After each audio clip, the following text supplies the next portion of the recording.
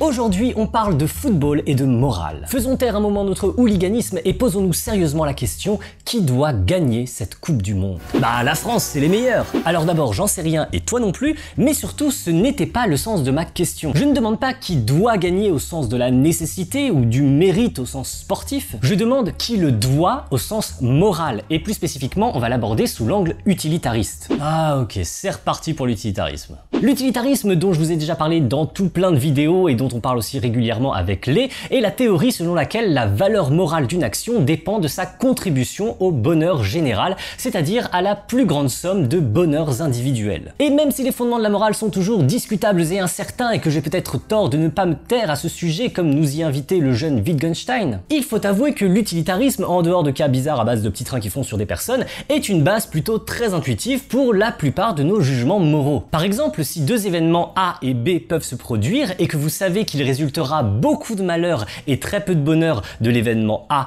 tandis qu'il résultera beaucoup de bonheur et très peu de malheur de l'événement B, il paraîtrait profondément immoral de souhaiter A plutôt que B. Ça paraît plutôt logique, non? Bah oui, il faudrait être bizarre pour souhaiter le malheur des gens. Eh bien, si vous m'accordez ce point, vous devriez en conclure que la majorité des supporters sont au moins occasionnellement profondément immoraux, puisqu'en souhaitant la victoire de leur équipe au détriment de l'équipe adverse, bien souvent, ils souhaitent un événement dont ils ont toutes les raisons de penser qu'il causera globalement plus de malheur que de bonheur dans le monde. Ah oui, mais bon, faut pas regarder les choses sous cet angle. Mais pourquoi pas? C'est bien pour ça que l'utilitarisme est chouette, ça permet de voir les choses sous un autre angle, souvent un angle plus général. L'approche utilitariste se prête vraiment bien aux matchs de foot à gros enjeux. Il y a en gros deux issues possibles à un match entre A et B, victoire de l'équipe A ou victoire de l'équipe B. Chacune de ces issues aura un effet bien distinct, produira une certaine quantité de bonheur et de malheur dans le monde, et c'est une quantité que l'on peut plus ou moins estimer avant le match. De là, l'issue morale du match, le bon résultat au sens utilitariste,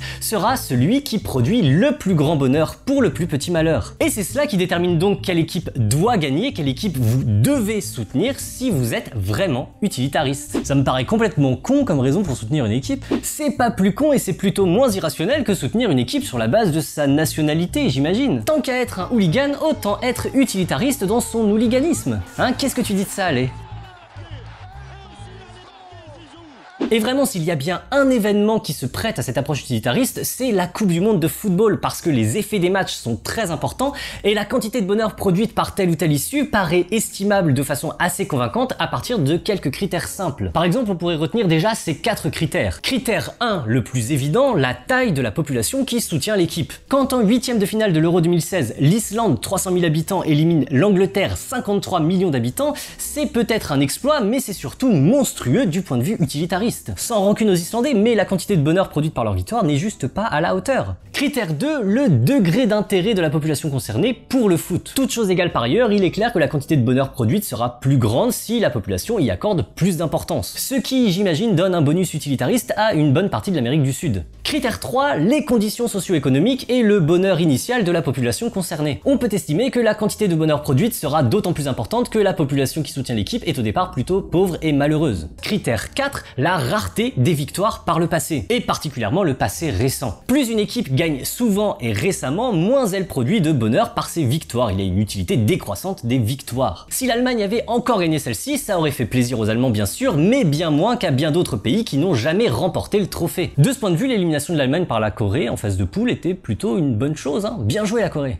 Je sens que t'es un petit peu biaisé là quand même. Absolument pas. Maintenant, armé de ces critères, à votre avis, à quelle équipe un pur utilitariste aurait-il dû apporter son soutien lors de cette Coupe du Monde? Eh bien, je vais vous laisser répondre et argumenter en commentaire, ce sera amusant. Faites-moi votre top 3 utilitariste. Mais en tout cas, j'ai du mal à croire que France, Angleterre, Belgique ou Croatie se trouvent dans ce top 3, donc le carré final de cette Coupe du Monde était singulièrement peu utilitariste. C'est triste à dire, mais ces équipes ne devaient pas arriver en finale du point de vue utilitariste. Autre question amusante à soulever, quel match à votre avis a eu le résultat le moins utilitariste de la compétition? Autrement dit, quel match a manqué le plus de maximiser le bonheur. Par exemple, pour l'Euro 2016, je vote sans hésitation pour Islande-Angleterre, dont le résultat est juste une catastrophe d'un point de vue utilitariste. Y a-t-il eu un match semblable lors de cette Coupe du Monde? Pour ma part, le match Belgique-Brésil me paraît être un bon candidat. Oh ça va, c'était un beau match. Mais songez-y, si vous souhaitiez la victoire de la Belgique, et je dois avouer que c'était mon cas parce que je suis un peu belge, et je suis aussi con qu'un autre. Vous préfériez de fait un état du monde où beaucoup de Brésiliens sont malheureux et quelques Belges sont heureux,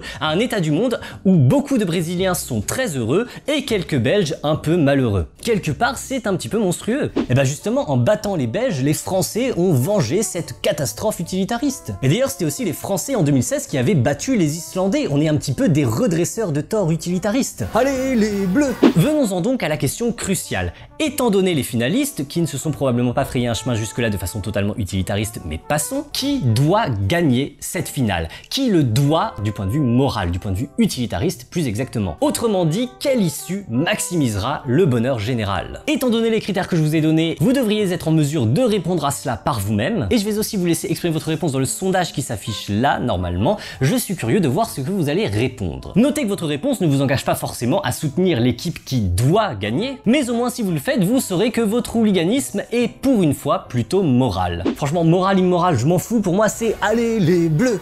Allez les Bleus! Un utilitariste dira plutôt allez l'équipe dont la victoire maximisera le bonheur général, allez les... Du coup, toi t'es pour qui en fait?